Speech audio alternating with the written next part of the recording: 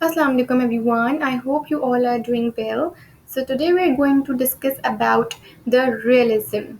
It is one of the school of philosophy. In the previous lessons we have already discussed about the another schools of philosophies that are pragmatism, idealism and naturalism, and this is our last school of philosophy, that is realism. ठीक है, foundations of education की हमारी ये series है जिसके अंदर हम लोगों ने सबसे पहले relationship of education and philosophy discuss किया। अगर आप लोगों ने वो नहीं देखी तो प्लीज़ गो थ्रू करें उसको। उसके बाद हम लोगों ने प्रैग्मेटिज्म, नेचुरलिज्म, आइडियलिज्म को डिस्कस किया एंड रियलिज्म को डिस्कस किया। अच्छा, रियलिज्म को स्टार्ट करने से पहले मैं आपको थोड़ा सा ओवरव्यू दे देती हूँ।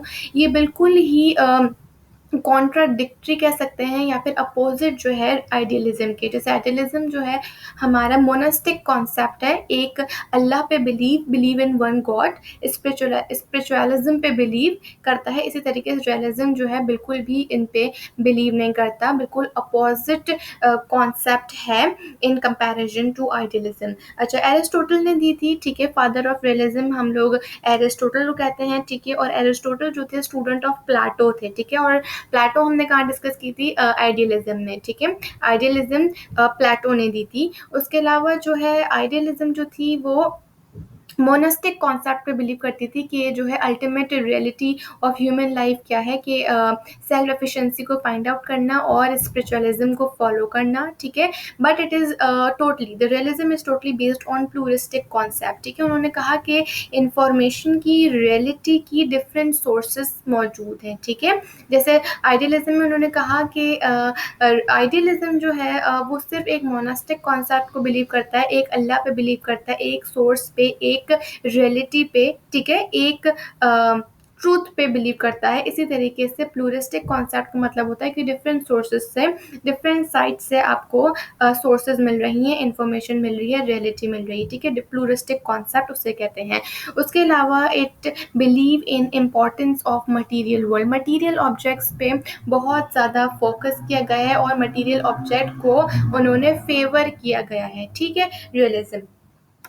अच्छा, अगर हम प्रिंसिपल्स ऑफ एजुकेशन डिस्कस करें कि according to Aristotle what are the principles of education, तो उन्होंने क्या कहा कि emphasizes on behaviour and experience. उन्होंने स्टूडेंट के बिहेवियर और एक्सपीरियंस पे जो है बहुत ज़्यादा एम्फेसाइज किया और उन्होंने बुक लर्निंग को अपोज किया, ठीक है। उन्होंने बुक लर्निंग को बिल्कुल अपोज कर दिया। उन्होंने कहा कि एक्सपीरियंस पे ज़्यादा काम किया जाए, प्रोजेक्ट मैथड, डिस्कशन मैथड, ऐसे मेथड्स को लर्निंग और टीचिंग में इम्प्लीमेंट की जाए जो कि एक्सपीरियंस प्रोवाइड करती है, ठीक है। Learning by doing hands on activities को प्रोमोट किया गया है, ठीक है। अगर यहाँ पे अपोजेस बुक लर्निंग देखा जाए यहाँ पे रियलिज्म में, तो वहाँ आइडियलिज्म पे उन्होंने बुक लर्निंग को बहुत प्रमोट किया गया है।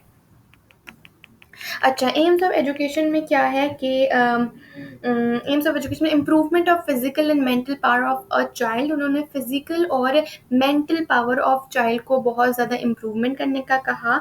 उसके अलावा उन्होंने चाइल्ड को एक हैप्पी और रियल लाइफ के लिए तैयार करने का कहा, ठीक है। चाइल्ड को एक हैप्पी, एक वेल बीइंग वाली लाइफ को उन्होंने कहा कि उसको प्रमोट की जाए और उन्होंने real life experience, real life को गुजारने के लिए चाइल्ड को प्रिपेयर किया जाए, उस पे जो है एम्फेसाइज किया। उसके अलावा सब्जेक्ट मैटर देखा जाए तो उन्होंने फिज़िक्स, केमिस्ट्री एंड मैथ्स को बहुत ज़्यादा फेवर किया। उन्होंने कहा कि allow students to choose the subjects.